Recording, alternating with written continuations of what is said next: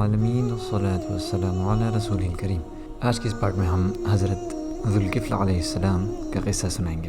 اللہ تعالیٰ قرآن میں ارشاد فرماتے ہیں، جس کا ترجمہ ہے: اے نبی، کیا آپ نے ان لوگوں کو نہیں دیکھا جو اپنے گھروں سے موت کے ڈر سے نکلے اور وہ کئی ہزار تھے؟ بس اللہ نے ان سے کہا تم مر جاؤ، پھر اس نے ان کو زندہ کر دیا۔ بے شک اللہ لوگوں پر فضل کرنے والا ہے، لیکن اکثر لوگ شکر نہیں کرتے۔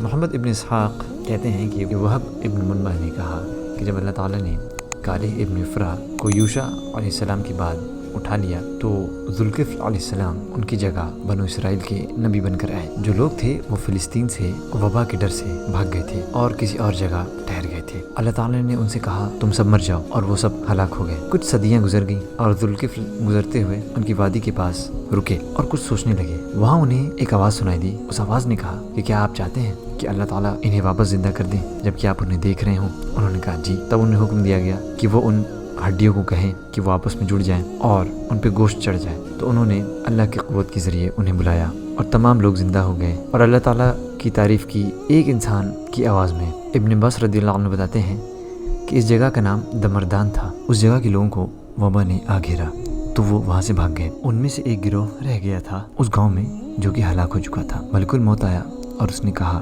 تمام زندہ رہنے والوں سے تم سب مر جاؤ، اور وہ سب ہلاک ہو گئے۔ بہت عرصے بعد ایک نبی جن کا نام ذوالکفل تھا وہ ان کے پاس سے گزرے اور اس بستے پر غور کرنے لگے۔ اللہ تعالیٰ نے انہیں وحی کی کہ کیا تم چاہتے ہو کہ میں تمہیں دکھاؤں کہ میں مردے کو کیسے واپس زندگی بخشتا ہوں؟ تو انہوں نے کہا جی۔ ان کی فکر یہ تھی کہ وہ اللہ تعالیٰ کی قدرت کو اپنی آنکھوں سے دیکھیں۔ ایک آواز نے ان سے کہا کہ کہو اے ہڈیوں، اللہ تعالیٰ تمہیں حکم دیتا ہے کہ تم واپس جڑ جاؤ۔ تمام ہڈیاں آپس میں جڑنے لگیں حتیٰ کہ وہ ایک ڈھانچہ بن گئی۔ تو اللہ تعالیٰ نے انہیں حکم دیا کہ وہ کہیں کہ اے ہڈیوں، اللہ تعالیٰ تمہیں حکم دیتے ہیں کہ تم اپنے اوپر گوشت، خون اور کپڑے چڑھا لو جس میں تم مرے تھے۔ اور ایک آواز ان سے کہتی ہے کہ اللہ تعالیٰ آپ کو حکم دیتے ہیں کہ آپ ان لوگوں کو حکم دیں کہ وہ اٹھ جائیں، اور وہ اٹھ گئے۔ جب وہ لوگ واپس زندگی میں آ گئے تو انہوں نے اللہ کی تعریف اور حمد بیان کی۔ ابن عباس رضی اللہ عنہ بتاتے ہیں کہ جو مر کے واپس زندہ ہوئے تھے ان کی تعداد قریب 4000 کی تھی، اور ابن صالح کہتے ہیں کہ ان کی تعداد قریب 9000 کی تھی۔ وبا کے بارے میں رسول اللہ صلی اللہ علیہ وسلم کا ارشاد: آپ صلی اللہ علیہ وسلم نے فرمایا کہ جب تم سن لو کہ کسی جگہ